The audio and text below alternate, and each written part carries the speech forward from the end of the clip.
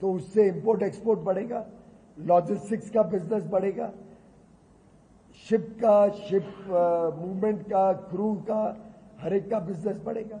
दिघी पे 6000 एकड़ में इंडस्ट्रियल टाउनशिप आएगी, उद्योग आएगा, इंडस्ट्री को मौका मिलेगा जॉब्स देने का। देश के युवा युवती आज एक अलग ही लेवल पे ग्रो कर रहे हैं, एम्प्लॉयमेंट ग्रो कर रहे हैं। मैं एक छोटा उदाहरण देके इस बात को आपको बताता हूं। मैं तो अभी सांसद बना हूं, 4 महीने हुए।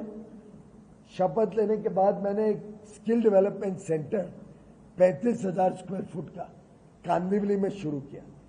44 डेज में पब्लिक प्राइवेट पार्टनरशिप में बीएमसी की जगह थी।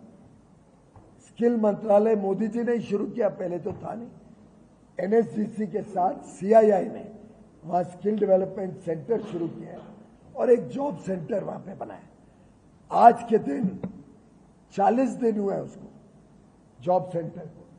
40 दिन में 3200 लोगों को नौकरी का पत्र मिल चुका है और 1 साल में लक्ष्य है 1 लाख लोगों को कांदिवली के सेंटर से नौकरी मिलेगी। और अभी जैसे मैं आपके साथ बात कर रहा हूं, कल ही मैं रिव्यू करके आया, 30,000 वैकेंसीज लिस्टेड है वहां पे। पुणे से भी अगर किसी को नौकरी की आवश्यकता हो तो आप कृपया करके आपके चैनल, आपके न्यूज़पेपर के माध्यम से बताइए। कांदिवली में स्किल डेवलपमेंट सेंटर में 30,000 नौकरियां आज के दिन उपलब्ध है। लार्सन एंड टूब्रो बोल रहे हैं 45,000 उनको इंफ्रास्ट्रक्चर के काम में लोग चाहिए। टेक्नोलॉजी का उनका डिवीजन है, उसमें 25 या 30,000 लोगों की कमी है। आज नौकरियां उपलब्ध है और प्रधानमंत्री की जो 5 स्कीम्स बजट में अनाउंस हुई है, पीएम स्कीम्स, उसके तहत भी लगभग 2 करोड़ रोजगार और कौशल विकास के माध्यम से लोगों को रोजगार के लिए तैयार करना, ये भी हमारे 5 साल का एजेंडा में है। महायुति के हमारे संकल्प पत्र में भी 25 लाख रोजगार महाराष्ट्र में तैयार करने का हमारा संकल्प है। 2 करोड़ के अधिक, केंद्र के अधिक। सर, आपकी सरकार ने सबसे ज्यादा भारत में रोड बनाए। जब समृद्धि महामार्ग बन रहा था, एक्सप्रेसवे बन रहा था, तो माननीय गडकरी जी ने ये कहा था कि हम हर 50 किलोमीटर के अंदर एक ट्रॉमा सेंटर, एक एम्बुलेंस उपलब्ध कराएंगे। नागपुर से लेकर मुंबई तक कहीं भी आपका ट्रॉमा सेंटर और एम्बुलेंस नहीं चाहिए। इस पर आपकी सरकार क्या करने वाली है? ये अच्छा आपने मुझे अवगत कराया, इसको तुरंत इम्प्लीमेंट करेंगे आचार संहिता के बाद।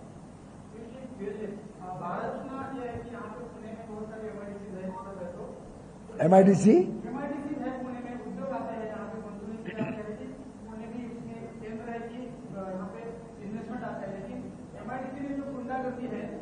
स्टेट गवर्नमेंट में लोग नहीं रोक पा रही है, तो इसकी वजह से इन्वेस्टमेंट में अफसोस आ रहा है। तो गवर्नमेंट क्या कौन इसकी जिम्मेदारी लेगा? मुझे याद, और अनेक सारे उद्योग भी बाहर जा चुके हैं गुंडागर्दी की वजह से। मुझे यहाँ पे गुंडागर्दी की तो खबर नहीं। मुझे एज इंडस्ट्री मिनिस्टर बार बार जो लोग मुझे दिल्ली में मिलने आते हैं, देश के इंडस्ट्रियलिस्ट हो या विदेश के हो, वो तो हर बार आके बोलते हैं हम इतना और निवेश कर रहे हैं पुणे में और इतनी ज्यादा और नौकरी मिलेगी लोगों को। अगर आपके पास ऐसी कोई सूचना हो तो अवश्य मुझे शेयर करिए। जहां तक मेरी जानकारी है, Pune is one of the most attractive investment destinations in the country today. और अगर कोई इक्का दुक्का ऐसा केस है तो हमारी महायुति की सरकार सख्त से सख्त कदम उठाएगी कि किसी को भी तकलीफ नहीं हो, इंडस्ट्रियल शांति बनी रहे। और हम चाहते हैं कि कामगारों का भी भला हो, कामगारों को एक इज्जत से अच्छा वेतन, अच्छा जीवन मिले और इंडस्ट्री को एग्जिस्ट करे जिससे सभी का भला।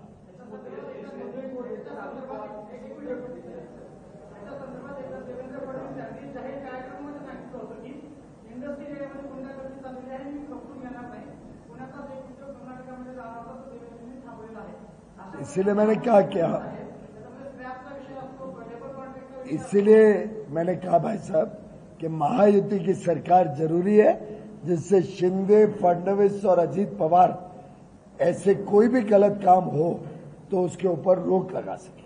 भारत कृषि प्रधान देश है और भारत के किसानों को क्रॉप अभी भी मनचाहा भाव जो है वो नहीं मिलता, तो इसके बारे में आपकी सरकार क्या करेगी? हमारी पहली सरकार है जिसने एमएसपी में कॉस्ट प्लस 50% जो स्वामीनाथन जी ने बताया था उसको लागू किया।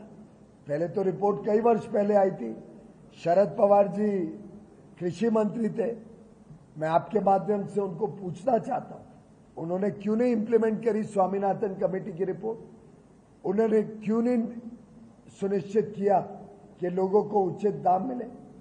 ये मोदी जी की सरकार है जिसने एमएसपी को भी कॉस्ट प्लस 50% किया और समय समय पे नीतियों के आधार पर कैसे किसानों को उचित दाम मिले और उपभोक्ता पे ज्यादा बोझ ना पड़े, इसको बैलेंस किया। पहली बार price stabilization fund Modi ji ने बनाया और 28,000 करोड़ रुपए खर्च कर उपभोक्ताओं को महंगाई की मार ना पड़े, पर साथ ही साथ किसानों को भी उचित दाम मिले, ये सुनिश्चित किया। आज सोयाबीन हम पूरे महाराष्ट्र में खरीद रहे हैं एमएसपी के ऊपर, जब दाम थोड़ा कम हुआ है। मैं समझता हूं कि कॉटन 4 साल 5 साल पहले दाम कम हुआ था, हमने मुझे जहां तक याद है 17,000 करोड़ का नुकसान करके कॉटन खरीदा। 17,000 करोड़ रुपए केंद्र सरकार ने नुकसान खुद भरा, लेकिन किसानों को एमएसपी मिले ये सुनिश्चित किया। आज भी कॉटन कॉरपोरेशन ऑफ इंडिया मंडियों में है और किसी को अगर कॉटन बेचना है तो हम उस कॉटन को खरीदने के लिए तैयार हैं। एमएसपी किसान को मिलेगा ये सुनिश्चित किया है भाजपा और महायुति और एनडीए की सरकार ने। साथ ही साथ हमारे संकल्प पत्र में भी हमने भावांतर योजना की बात की है, जिससे अगर एमएसपी से नीचे कोई किसान के दाम जाते हैं तो भावांतर योजना से उसको पूरा किया जाए। म्हटलं की शरद पवार यांनी स्वामीनाथन आयोगाचे तारीख जे आहेत त्या लागू केलेले नाही। आता तुमचं सरकार आहे, किती वेळ आहे, तुमचं सरकार का लागू करत? तुम्हाला माहिती नाही तो माझा समज अलग आहे, पण आम्ही स्वामीनाथन कमिटीला मंजुरी दिली, लागू केलं आणि टाइम्स ऑफ इंडियामध्ये ऑपेड MS स्वामीनाथनच्या सिग्नेचरच्या साथ ऑपेड आलं होतं कि वर्षों बाद एक लीडर आया है, वर्षों बाद एक सरकार, संवेदनशील सरकार, नरेंद्र मोदी ने मेरे कहे हुए विचारों के ऊपर चिंता की और अब कृषि क्षेत्र में लोगों को सही न्याय मिलेगा। ये स्वामीनाथन जी का ऑपेड है, अगर आपको रुचि हो तो उस प्रेस कॉन्फ्रेंस के बाद मैं मंगा के आपको दे दूंगा। आपकी सरकार जब आप रेल मंत्री थे उस समय पत्रकारों के पासेस ट्रेन में बंद कर दिए गए, आपके नेताओं को पास मिल रहे हैं, अभी तक पत्रकारों का पास, रेलवे का जो पास मिलता था वो नहीं मिल रहा है। क्या कोविड के समय आप सब जानते हैं कि रेलवे में वैसे भी जो रेल यात्रा है वो लगभग 45% सब्सिडाइज फेयर्स है, 45%, और इस सब्सिडाइज फेयर के बाद रेलवे में निवेश के लिए पर्याप्त मात्रा में उपलब्ध हो रिसोर्सेज। उस समय हमने कोविड के समय इसको किया था। आपकी भावना को मैं रेल मंत्री तक पहुंचा दूं। एक आखिरी सवाल, आप केवल सवाल, फिर आप एनआईए कर लेना ना 1 to 1, आखिरी पूछ लेना। 1 to 1 हिंदी में अमेरिकी नहीं, अभी हम जो भी एनआईए कर रहा हूँ वो यहाँ 1 to 1 इधर ही कर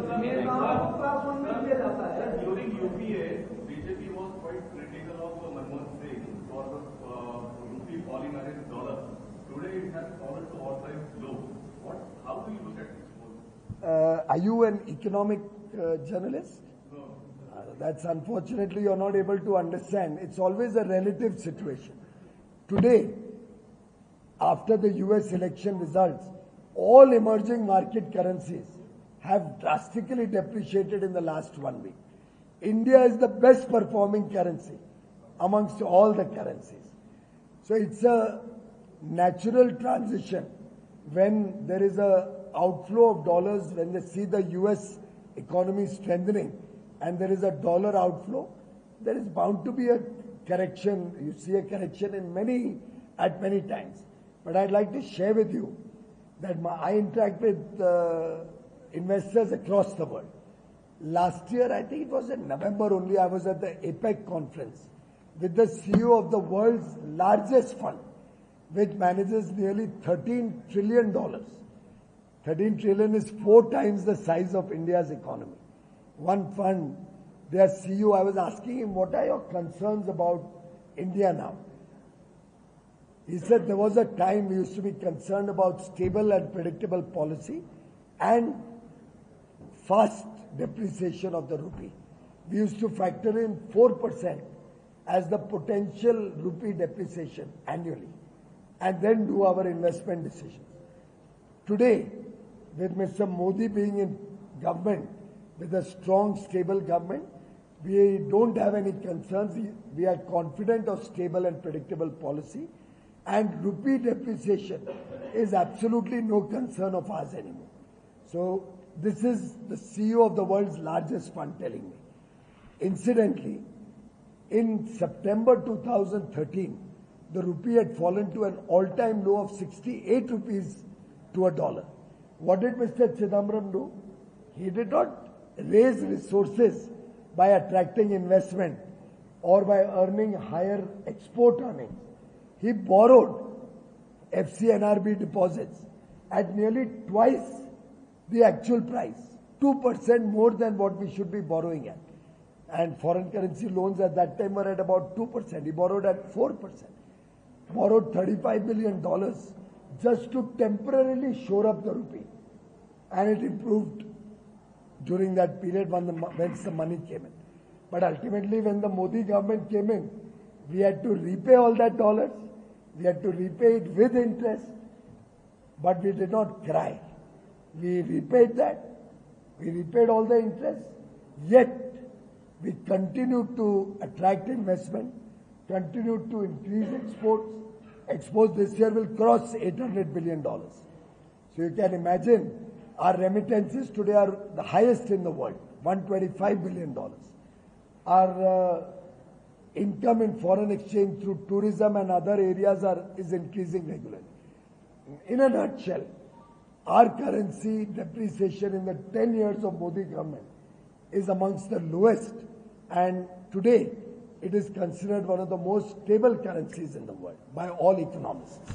एयरपोर्ट में फिलहाल आपके विपक्ष वाले गर्मा-गर्म मुद्दा जो है वो बैग चेकिंग के ऊपर बनाए रखे हैं। कम से कम पुणे के समझदार पत्रकार तो ऐसे छोटे छोटे इश्यूज के ऊपर गुमराह ना हो। सबके बैग चेक होते हैं। देवेंद्र फडणवीस का बैग 5 नवंबर को चेक हुआ था, 7 नवंबर को चेक हुआ था। हमने बैठ के कोई उसको इश्यू नहीं बनाया। हम भी गाड़ी में जाते हैं तो पुलिस चेक पोस्ट पे वो टॉर्च अंदर डालते हैं, देखते हैं सब पूरे गाड़ी के अंदर। ये तो उनका काम है। इलेक्शन कमीशन और पुलिस अभी उनके अंतर्गत डायरेक्शन लेती है।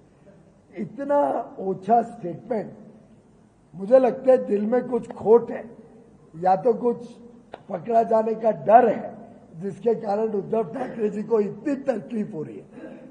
आखिर हम सब सामान्य मानवी का अगर चेकिंग हो सकता है तो उद्धव ठाकरे जी या गांधी परिवार कुछ स्पेशल तो नहीं है ना।